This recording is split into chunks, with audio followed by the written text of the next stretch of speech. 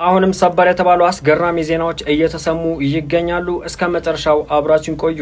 አዲሱ የኢራን ጠቅላይ መሪ ሙጅተባ ሀቢኒ የሆርሙዝ ሰርጥና የኢራንን ውሃዎችን ለመጠበቅ ከ600 ሺህ በላይ የኢራን እግረኛ ወታደሮች ወደ ስፍራው እንዲያቀኑ ትዕዛዝ ሰጥተዋል እየተባለ ይገኛል። እንግዲህ እየተገመተ እንዳለው ከሆነ የአሜሪካው ፕሬዝዳንት ወይም ደግሞ አሜሪካ ከጥቂት ደቂቃ በፊት ማለት ነው በሆርሙዝ ሰርጥ በኩል የጦር መርከቧን ልካ ነበረ። ነገር ግን በኢራን ማስፈራሪያ ወይም ማስጠንቀቂያ ያ የጦር መርከብ እንደተመለሰ እየተነገረ ይገኛል። ይሄም ለፕሮፓጋንዳ ነው እየተባለ ይገኛል። በፓኪስታን በኩል እየተደረገ ያለው የኢራንና የአሜሪካን የድርድርን ሁኔታ ለማወክ ወይም ደግሞ በፕሮፓጋንዳ የበላይነት ለመውሰድ እዛ ጫና ለማሳደር ነው እየተባለ ይገኛል። ምናልባት ይሄም የሙጅተባ ሀቢኒ ከ600 ሺህ በላይ የኢራን ወታደሮች ወደ ስፍራው እንዲያቀኑ አዘዙ የሚባለውም ሌላ ፕሮፓጋንዳ ሊሆን ይችላል እየተባለ ይገኛል። በሌላኛው ዜና ልክ ድርድሩ በሚጀምርበት ሰዓት ላይ ከ2-3 ሰዓት በፊት ማለት ነው እስራኤል በሊባኖስ ላይ መጠነ ሰፊ ጥቃት እየሰነዘረች እንደነበረ እየተነገረ ይገኛል። እነሱ ብቻ አይደሉም፣ የሊባኖሱ ሂዝቡላን በርካታ ሮኬቶችን እየተኮሰ ነበረ።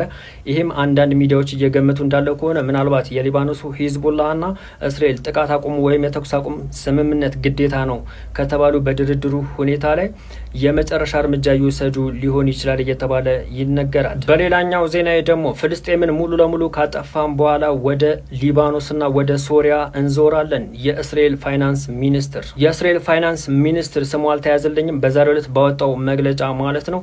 እንግዲህ ፍልስጤምን ሙሉ ለሙሉ ካጠፋን በኋላ ወደ ሊባኖስና ሶሪያ እንዘምታለን፣ መሬታችንን ማስፋፋት እንቀጥላለን፣ እዛም አያበቃም ብሏል። ይህንንም ለማድረግ በዌስት ባንክ የሚገኙ የሰፈራ መንደሮችን ቁጥር በፍጥነት እንጨምራለን ሲሉ ማክለው ተናግረዋል። በመጨረሻ ዜናዬ ዓለም እየተቀባበለው ያለ ምስል ነው። የተለያየ አስተሳሰብ ያላቸው የተለያየ ሀገር መሪ የሆኑ በዛሬው የድርድር ማለት ነው ከድርድሩ በፊት በመስጊዱ ሲሰግዱ ያሳያል። ያው ሙስሊሞች ይሄ ምን ማለት እንደሆነና እነማን እንደሆኑ ታውቃላችሁ፣ ማብራሪያ አያስፈልግም ከእኔ ማለት ነው።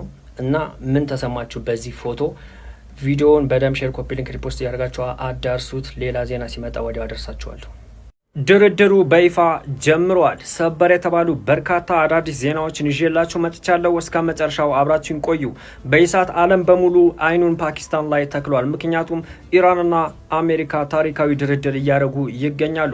የኢራን የመጀመሪያ የመደራደሪያ ሀሳብ ወይም የመጀመሪያ ጥያቄ የነበረው በኢራን አሸናፊነት ተጠናቋል። እሱም ምንድነውና ሌላም በርካታ ነገሮች አሉ። እስከ መጨረሻው አብራችሁን ቆዩ። ኢራን የመጀመሪያ የድርድር ሀሳብ ወይም አሜሪካ በኢሳት የተቀበለችው በተለያዩ የዓለም ሀገራት የኢራን ንብረቶች ታግደው ወይም የኢራን ሀብት ታግደው ይገኛሉ።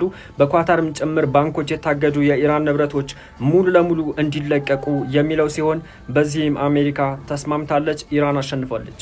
በሌሎች የመደራደሪያ ሀሳቦች ላይ በኢሳት ድርድሩ የቀጠለ ሲሆን ኢራን ያው ባለፈው እንዳለችው የራሷ ቀይ መስመሮች ወይም ደግሞ አላስነካም ያለቻቸውን መብቶች እንደምታስከብር ሁሉም እየገመተ ይገኛል። የኢራን መንግስት ቃል አቀባይ ፋጢማ በኢሳት ተደራዳሪ ልኡካችንን ወደ ፓኪስታን መላካችን ለድርድር ያለንን ቁርጠኝነት ያሳያል። ነገር ግን አሁንም እጃችን ቃታ ላይ ነው። ያው እኛ አናምናቸው ማለት ነው። ወይም በማንኛውም ሰዓት ምንም ነገር ሊፈጠር ስለሚችል እንደባለፈው አንዘናጋም የሚል ሀሳብ ነው። አሜሪካ እስራኤል ትቅደም የሚለው አጀንዳውን ካላቆመች ጦርነቱ ይቀጥላል። የኢራን ምክትል ፕሬዝዳንት ሙሐመድ የአሜሪካ ተደራዳሪዎች ከቀጠናዊ ጥምረት ይልቅ የሀገር ውስጥ ፍላጎታቸውን ለማሟላት የሚንቀሳቀሱ ከሆነ ይህ ድርድር ለሁለቱም ሀገሮች ጠቃሚ አይሆንም። አሜሪካ ወደ እስራኤል ትቅደም የሚለው ሀሳቧ ላይ የምታዘነብል ከሆነ ድርድሩ ያለምንም ስምምነት የመጠናቀቅ ሂደት ይኖረዋል። በዚህም ምክንያት ኢራን ራሷን የመከላከል እርምጃዋን አጠናክራ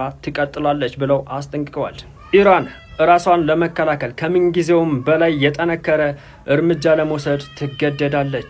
በዓለም አቀፍም ደረጃ ከፍተኛ ዋጋ የሚያስከፍል ይሆናል ሲሉ ተደምጠዋል። በዚህ ሰዓት በፓኪስታን እየተደረገ ያለው የሁለቱ ሀገሮች ድርድር ከ40 ዓመት በኋላ የሚደረግ ታሪካዊ ድርድር ሲሆን ከዚህ ድርድር ምን ትጠብቃላችሁ? ሁላችሁም ኮሜንት ላይ አስቀምጡ። በዚህ ጉዳይ ላይ አዳዲስ መረጃ ሲወጣ ወዲያው አደርሳችኋለሁ። በደም ሼር፣ ኮፒ ሊንክ፣ ሪፖስት እያደረጋችሁ አደርሱት።